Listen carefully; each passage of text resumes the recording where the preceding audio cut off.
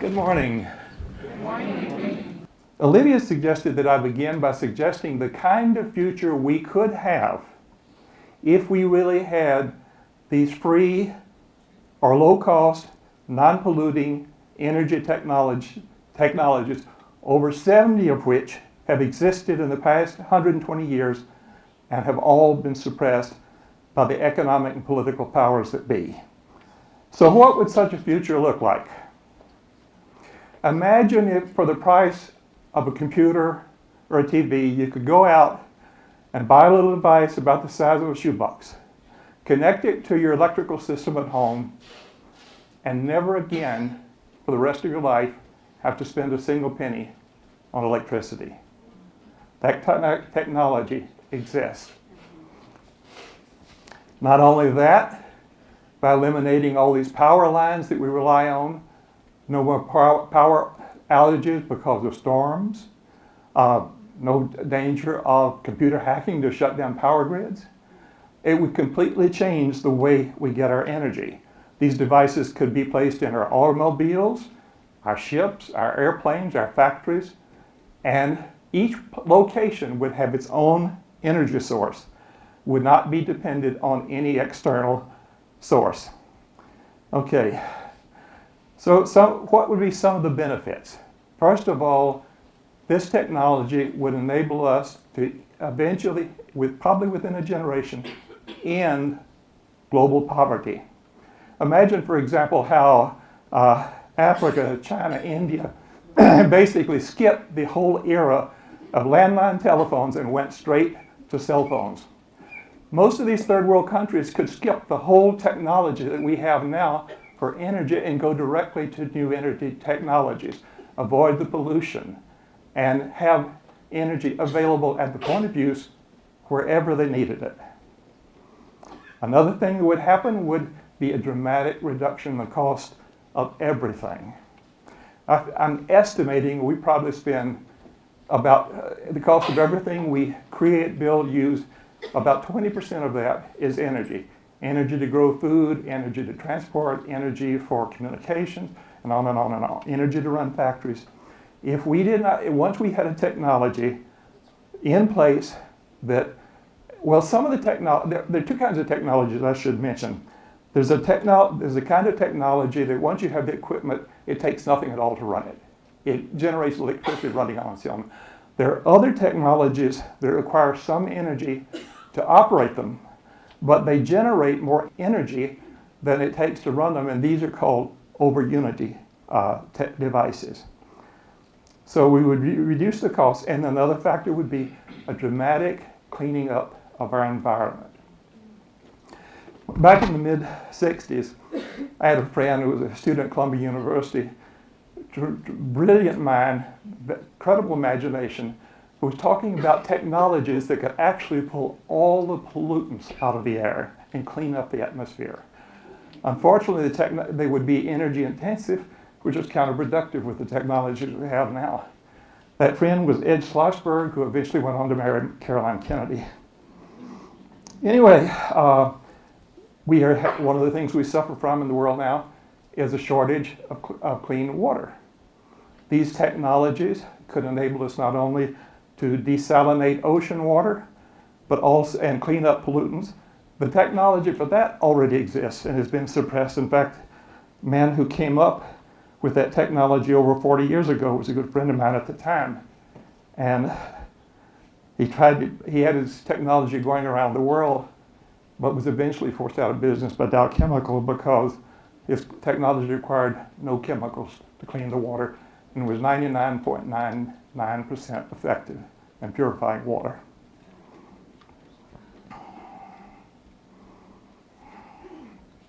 Another thing that would happen for people who want to work, we could create a world of full employment because the energy to create new technologies, to move in new directions, to fund whatever people want to do. So many new startup businesses never get off the ground because there's no money for them.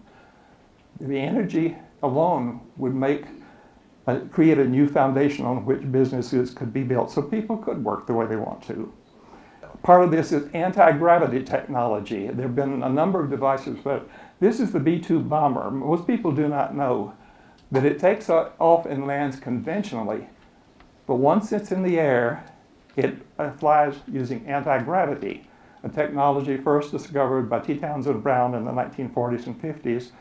He couldn't get the government interested at all in what he was doing, and it was suddenly declared classified. And it was the physicist Paul Lavaletti who a few years ago researched and found out that they were using the anti-gravity technology. Another thing that would happen with new free energy technologies would be a vast explosion of new industries and new technologies, new ideas that could be developed because the energy would be there to do it without destructive effects. I remember when the PC came along, people were terrified that it was going to put people out of work. Same thing with the internet. Look at all the new technologies that have emerged as a direct result of the fact that these discoveries opened up whole new areas of invention and ideas and exploration for the creativity of the human mind. The technologies we have now, which rely primarily on fossil fuels, nuclear energy, and even wind, solar, and so on, basically involve burning, exploding, or heating something. All of these have negative effects on the environment. They produce noise, sound, pollution. All of the new technologies that have been suppressed work in the opposite direction. They work in harmony with nature's laws, and I'll point some of this out as we go forward. Most of them have a cooling effect upon their environment. They produce little or no noise at all, depending on the type of technology, and they're all non-polluting.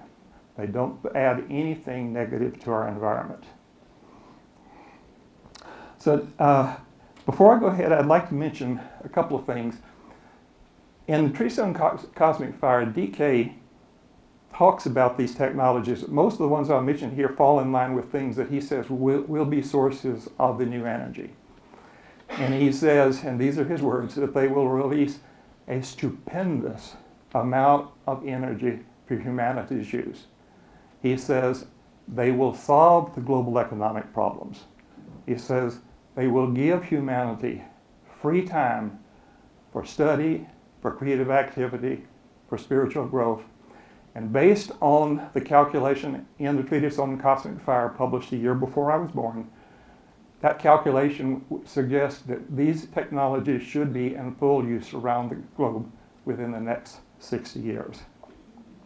The first person I want to tell you about is John Worrell Keely, a Philadelphia inventor born in 1836, 19 years ahead of Nikola Tesla. He was really the first free energy pioneer.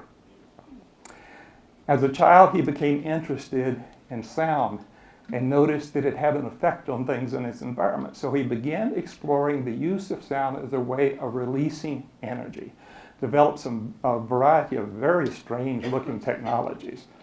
But he was able to release huge amounts of energy with a little bit of sound. He would take a violin bow and pull it across a string, and it would start one of his pieces of equipment in activity, and would produce enormous amounts of energy.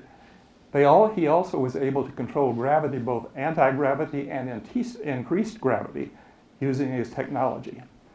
Madame Blavatsky was so impressed with his work that she devoted an entire chapter to Keely in The Secret Doctrine. In Treatise on Cosmic Fire, DK references that and adds that Keely knew far more about the role of vibration and releasing energy than he ever revealed. DK also tells us in various places that vibration will be the key that will unlock many of the new energy technologies of the new age, adding that every single type of atom has its own type of energy, and that when humanity is ready to use it rightly, the key to unlock that will be given to us, and it will be through sound. So Keely was really the beginning pioneer in this entire field. In fact, back in the 1960s, I had a habit of just carrying a notebook with me, sort of like Michael was talking about a while ago. And this was before I was in touch with anything metaphysical and so forth. But I was just listening to music one day, and all of a sudden I had this flash of intuition. I wrote in my end book, music will be the foremost science of the 21st century. Knowing what I know now, I'm more convinced than ever that that's the key that will unlock the future. By the way, Keely's work was along the line of the first ray, because it's the impulsive force of the first ray that sets up all vibration. So he was really tapping into first ray energy. How many of you know the name Nikola Tesla or know something of his work? A large percentage. 30 years ago, very few people had heard of him, because basically he made a lot of enemies, and there was a systematic attempt to suppress his name completely from the annals. In fact, one of Thomas Edison's close friends wrote an entire book. The man was a professor at Columbia University, wrote an entire book on Tesla's work and never once mentioned his name. So anyway, the story of Tesla is so fantastic. I'm not going to take the attempt to go through it here. There are some great biographies out there. There's a lot of good stuff on YouTube videos if you want to go further. Just mention quickly in passing, the method by which we generate and distribute electricity was Tesla's. That he developed the AC motor, which is still used to this day, which his professor, when he was a student, said he would never be able to do. The technology behind radio, television, robotics, cell phones, fluorescent lights, satellites, the internet, all of these and much, much more, all originate from the ideas that Tesla, the discoveries he made and the ideas he developed. In fact, before the beginning of the 20th century, he had an idea that was almost identical to our present-day internet. So the two important points I want to make about Tesla. One is he was the first person who wanted to distribute free energy to everybody on the planet. And on the right-hand side there, you see his Wardenclyffe Tower, which was built on Long Island. Construction was paid for by J.P. Morgan. And he didn't let Morgan know what his intention was. His intention was to use that tower to distribute electricity around the entire planet so that anyone can plug into the earth anywhere and have electricity immediately. As soon as Morgan found out what he was planning to do, he shut it down. He said he did not want a technology out there that he couldn't put a meter on and make money from. So that was really the beginning of the attempt to suppress Tesla's work. Also Tesla, this next one here, this is Tesla's original 1931 Pierce era Roadster, which was the first electric car. It didn't have a battery. He had a 6-foot antenna, which he would insert, I'm not exactly sure where, had 2 little rods inside that he would then put together. He was drawing his electricity out of the atmosphere, and according to his nephew, this car would do 90 miles an hour. Given the lack of aerodynamics, I think that's pretty remarkable. And one last point about him, because he was working in areas so far ahead of everybody else, he was looking for a language to describe what he was doing, and he turned to the Vedas. And my assessment of Tesla, personal assessment, is he did as much for humanity on the physical plane as the Christ or the Buddha did on the spiritual plane. He transformed this planet from darkness to light in one generation.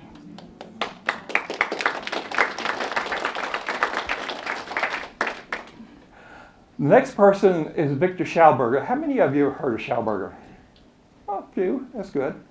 Victor Schauberger was an Austrian forester and water pioneer, and his work is so interesting. We can't get into it in much detail because it's extensive. By the way, the foremost expert on his work lives in Australia by the name of Callum Coates.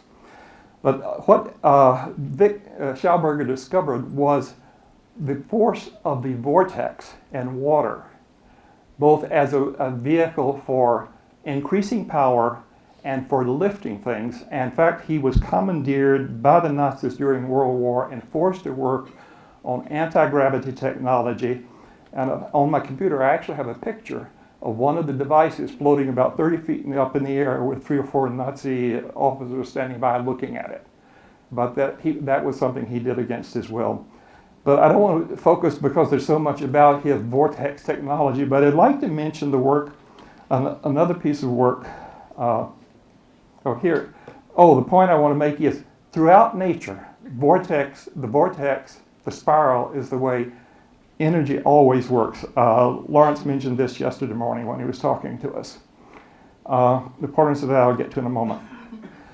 Here is a device, and I've decided not to mention the man's name. He has tried so hard through the years to stay completely below the radar. You won't even find much of anything about his work on the internet. He has developed a vortex device that works with ambient air, just the air that we breathe. What it does is it creates a wind vortex, much like you would have in a tornado or hurricane. And once it takes a slight puff of air to set it in motion, and then it's self-perpetuating through the vortex that it generates. And the interesting thing about the vortex motion, not only it's all in nature, but I came to the conclusion, and Lawrence indicated this yesterday, the vortex of the cyclic motion is set into operation through the second ray using third ray energy. But what it does, it creates a funnel that pulls in first ray energy. So the nature of the vortex is always to build toward higher and greater force and energy, making it a perfect vehicle for creating a free energy technology. This next man is a Britisher by the name of John Searle.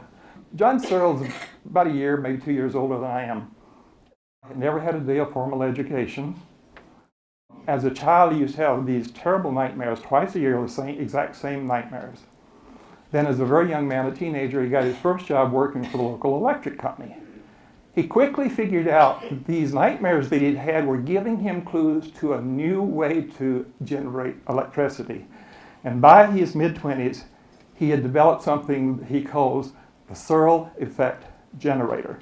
And I want you, you see a picture of it there next to his picture, and I want you to, for about 2 minutes, just to see it in operation. An SEG is a device that converts the energy around you, that's everywhere, into useful energy, what we call electricity. The generator is a magnetic device that is totally magnetic. It is its own prime mover. It will self-start and continue to run, and as far as we know, we could say never stop. We have something here that needs to be investigated, and really that's my role. I am a technical investigator of the SEG. The difference is I'm not willing to sit and just make an opinion. I'm going to make it happen. The generator is approximately 2 foot in diameter by about 8 inches high, and it can be put in the home to power your home. It can be put in your automobile to power your automobile. And many of the third world countries have no means of generating electricity. These units could be put in there and power whole communities. You really have to take a look at each individual component and function, and when you step back you say, wow, this thing works. There's too much for it there's too many facets involved not to be something viable. For over 60 years, John Searle has tried to give to the world a new kind of energy system, one that would free mankind from the burdens of oil and fossil fuels. Cleaning up this planet is going to be a big job. If we're going to get the climate back to what we want, a lot of work got to be done. But one thing is certain, you need energy. That's important.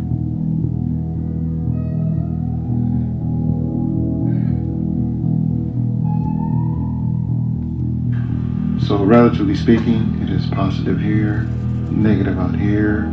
Air is ionized, current draws in the back and center, and you have completed the circuit.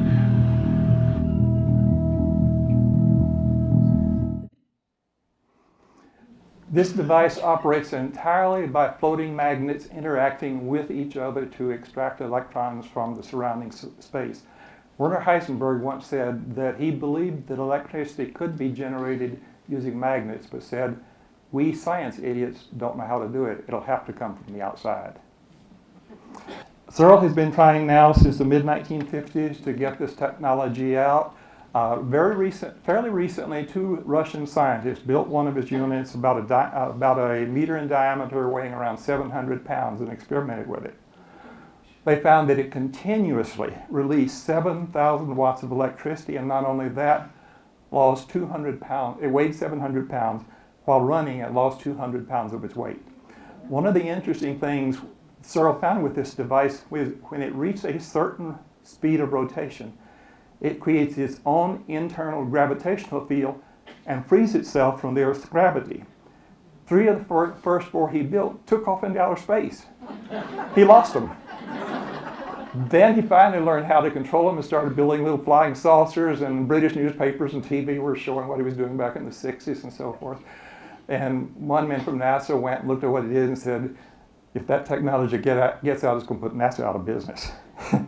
So very interesting work. Now, some of you have already mentioned water, energy from water. There have been a number of people who have built cars powered by water, and we'll mention a couple of other things. At the top there, you see a man by the name of Daniel Dingle of the Philippines, who, last I had read or heard, had converted more than 100 automobiles to run on water. When Ferdinand Marcos was president of the Philippines, he was so impressed he wanted to start building water-powered cars in the Philippines to improve the economy. Unfortunately, the Philippines owed the World Bank a lot of money. World Bank gets a lot of their money from oil, so Marcos was told, no, you can't do that. So anyway, he's, as far as I know, he is still working. On the lower one there, you see Stanley Myers, who was another one of the inventors of automobiles running on water. And unfortunately, in his case, he was assassinated in broad daylight and all those research stolen. So people who have been working in these areas, there's been a recurring problem. In fact, one physicist told me in a phone conversation, he said, when you get too close to a breakthrough, the men in black show up and they make you an offer you cannot refuse. Quite a few inventors have either mysteriously disappeared or died by unknown means. There's another in the water field that I find especially interesting. This is Randall Myers in Princeton, New Jersey, and he has a company called Blacklight Power. His training was as a medical doctor, and he seems to be quite brilliant on multiple fronts.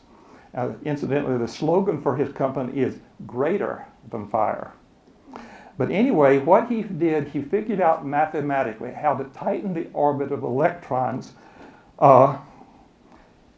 around a hydrogen atom, and that in the process of doing so, he was able to release more than 100 times as much energy as you could get, say, with high-octane gasoline. And his technology can pull enough moisture out of the atmosphere to operate an automobile.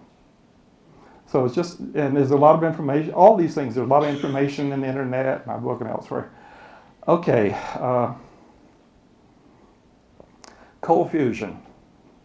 Back in 1989, Martin Fleischmann and Stanley Pons made this accidental discovery called cold fusion, which suddenly was all over the media. I don't know how many of you remember that. Do you remember the story about how soon thereafter we were all told it was just a hoax? Yeah, okay. Well, all of that was a big lie. What actually happened was MIT, which was receiving hundreds of millions of dollars a year from the Department of Energy to work in the field of hot fusion, ran the test, got the same results that Pons and Fleischmann got, but told the Department of Energy and all the media that it didn't happen, that it didn't work, it was a hoax. They buried it. But the work is, the research in cold fusion has continued. It was probably slowed down by a few years by this, but it has continued, and there are a number of places around the world, including the United States, where the research is going on. And Ed Storms, who was working at the time at Los Alamos Labs, was one of the first to also successfully reproduce the results, and even though he's retired now, he's still working in this field. And in an email to me just a couple of months ago, he said, we are finally getting close to discovering the law at work. What happened with cold fusion? And I'd like to, if I can find my glasses here, read a comment from Charles Beaudette, who's written a fantastic book on cold fusion, says, The field of study called cold fusion was born de novo. It did not emerge from a recognized body of continuing scientific research. It was not an extension of ongoing scholarship. No precursors puzzled the world's scientific laboratories. Most dramatically, it threatened the canons of nuclear physics. This birth will prove to be unique in the annals of science. Basically, cold fusion revealed a law that none of the physicists knew anything about, and they're still trying to figure it out, but they think they're getting close. So I just thought that was particularly interesting. And the last one I want to mention is the zero-point energy field, the etheric field, the Akashic field, the background energy in the universe. All kinds of names are being used for it. But basically, if I understand DK correctly, what the scientists are now tapping into is the lowest of the etheric fields. And this is probably one the scientists are beginning to tap into. Tom Bearden, who lives about 90 miles from me in Huntsville, Alabama, and once worked with Werner Heisenberg, has been one of the leading minds in the world for decades in the field of free energy technology, anti-gravity, and the use of electronic devices and healing. So he's an expert in all of these areas. And the device you see at the bottom is a device that he invented a few years back that can extract about, let's see, I've forgotten exactly, continuously extract 3,000 watts of electricity from the zero-point energy field, or from the background energy of the universe.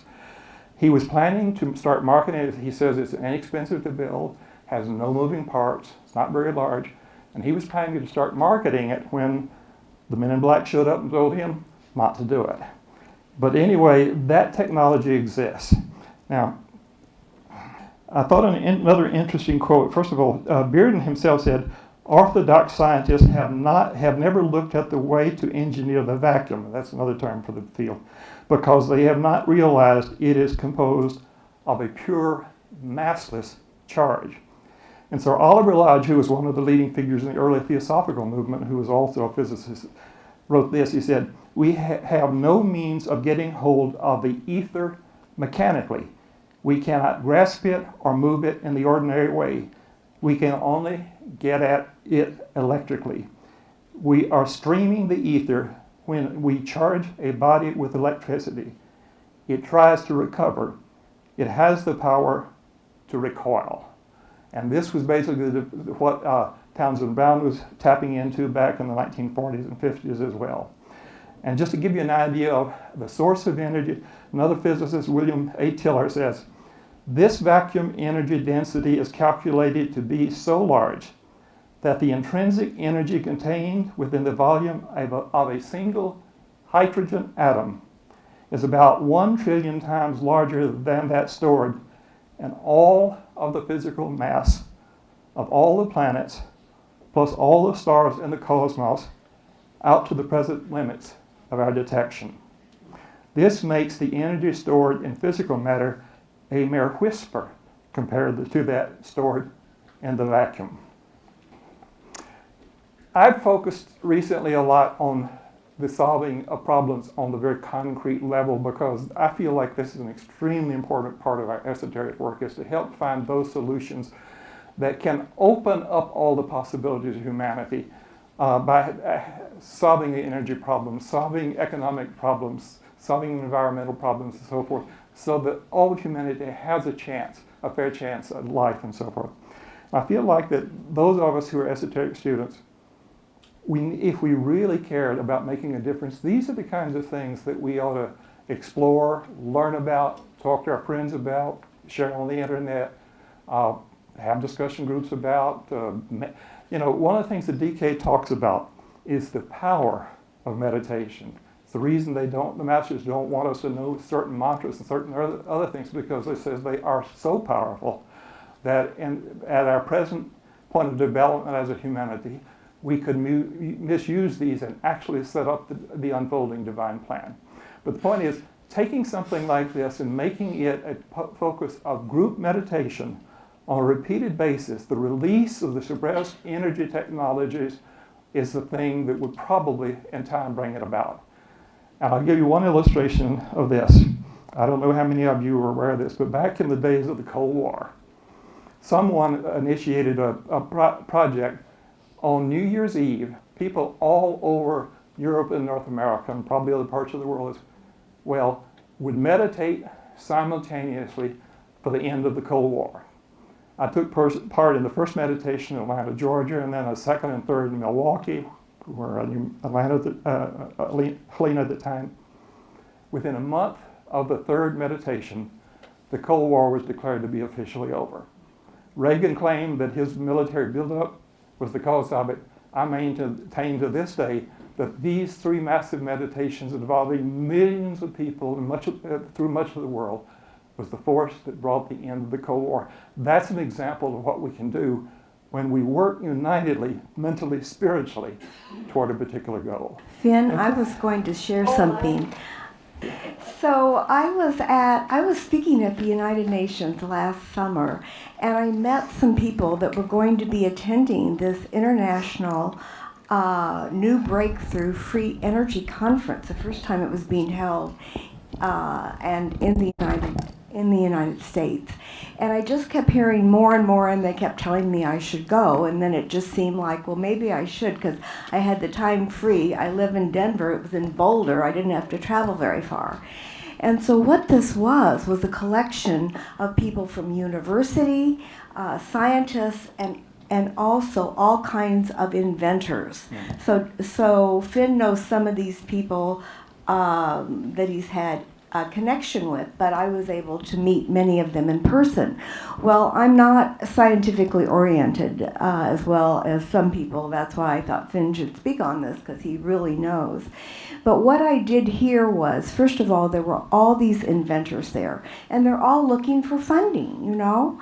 And so that seems reasonable. But the other thing is, you know, because of that, they're quite secretive. And they've had, some of them have had patents shut down, as Finn said. But then some of them are just kind of, you know, they're just not sharing their ideas. And so Foster Gamble was there, and he and some other people shared this idea, which I thought was just so brilliant. It just spoke to my heart. First thing is, he advised all these inventors to cooperate, to collaborate, to share among themselves, okay, the group idea. And then, when they found something that they thought would be really, really effective, to flood the internet with this so that it could not be shut down, okay, and suppressed. But then a third part was to organize philanthropists who, if these inventors would give their technology for the good of humanity, then there would be funding for them. So this was just a brilliant idea, and many, many other notable people supported that idea. So many of the inventors that were there, they're not that sophisticated in the ways of the world, but they know what is going on to other inventors and things that are being suppressed. So again, it is this new vision of what can happen. And the new vision, which, think of how many wars we have had over oil. Think of how many dictators we've supported because of oil. This is going to change every phase of life when this happens. And that's why it's so vital that it should happen. So anyway, Finn, thank you so much for expressing these ideas so well, much better than I could.